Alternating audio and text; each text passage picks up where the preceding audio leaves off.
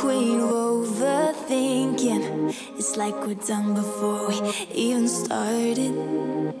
So if this is the end now, baby, know that I gave it my all. I believe in us, I won't give up on you. I will be holding on for life.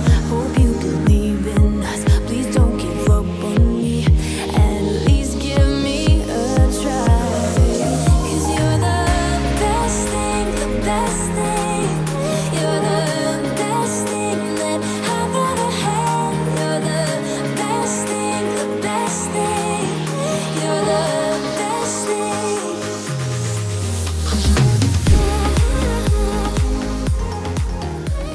Babo Kabalen, welcome to Aaron Pampanga. For today's video guys, nandito tayo ngayon sa The Secret Cabin, Banban, Tarlac. And we were invited for the second time kasi nga meron tayong mga improvement dito sa resort na to. So the first time we were here, main cabin lang yung available, but now they have 3 other options for small groups, for small families, another swimming pool. So papakita namin sa inyo guys dito sa video na to. If you want to relax, away from the city life muna, watch this video. Let's go guys.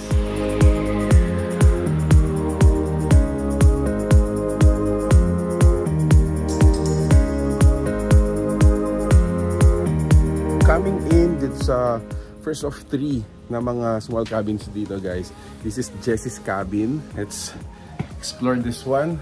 6 to 8 people pwede dito. Kasi meron siyang bed sa baba. At the same time, meron siyang mezzanine. So, mas maraming tao yung maka-occupy niya pagdating sa mezzanine. Actually, pati yung bed niya dito sa baba, meron siyang pull out. Ito siya. So, you can extend it. Now, this section, meron na tayong entertainment. So, it has its own television. A little sofa, a table for siguro mga konting kainan. And now, when you open this door, meron tayong sariling balcony that has a view of this majestic mountain range. Solid, ang ganda. Feeling ko maganda dito during gabi and yung paggising mo. Sunset dito and sunrise, no bro? Yes, dito ka magkakape. Yeah. Lalo na kayo medyo malamig. Especially dito sa bundok. Talaga medyo malamig yung panahon. This cabin, meron din siyang sariling heated jacuzzi. Your own private moment. Ito siya. So, it's actually parang dipping pool, ganyan. So, small jacuzzi. Tapos, during the evening, ang ganda nito. Nag-iiba-iba yung color niya. So, all of the 3 small cabins, meron po silang jacuzzi.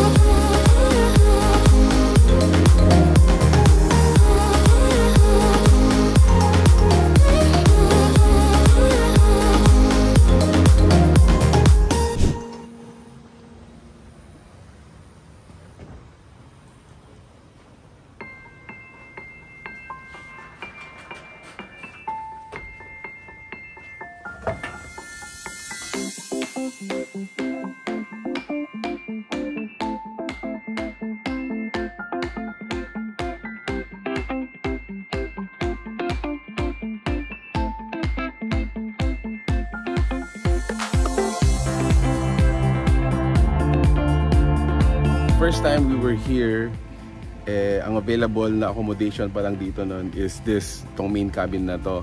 Now, notice sa likod natin, meron tayong mga improvements.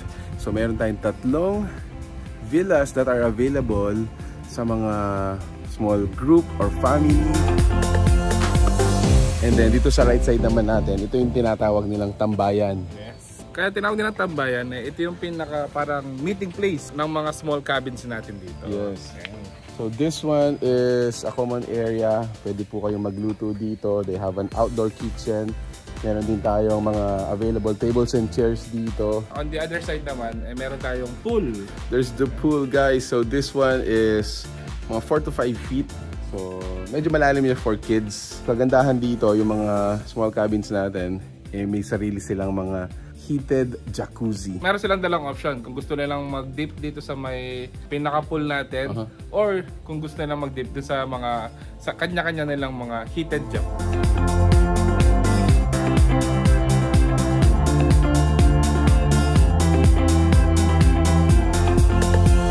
Mark, parang napakagandang spot na to para pag-usapan natin ano ba yung mga nagustuhan natin dito. At saka, you being first time here, bro, ano ba yung nagustuhan mo rin? Ako, since sinasabi ko kanina, nagustuhan ko lalo-lalo na yung view. At the same time, yung mga interior ng mga bagong cabins natin ay napaka-relaxing. So, napakagandang mag-stay dito kung gusto nyong away from the city life. Yes. Pang ilang days or pang overnight, talagang feel na feel ko marirelax tayo dito. Ako naman, I would like to commend them. So, me being second time dito, napakaganda ng improvements natin. Before kasi meron tayong main cabin doon which is good for 17 people. Now, if you are a small group naman, say a family of 6 or a barkada of 8, so may options na po tayo dito sa kanilang mga small cabins. Kung gusto nyo pumunta dito sa may The Secret Cabin, ay located lang to sa may Santo Niño, Bambantar lang. So for more information about the rates, availability ng booking, guys, make sure to check out the fan page we're gonna be including in the caption or the phone number you need to call para po updated tayo sa mga prices natin. And yun nga, if you have any inquiries or questions going here, make sure to check out that page po. Alright, so that's it guys. Thank you for watching. We're in Pampanga. Until our next discovery. Peace out. Bye guys.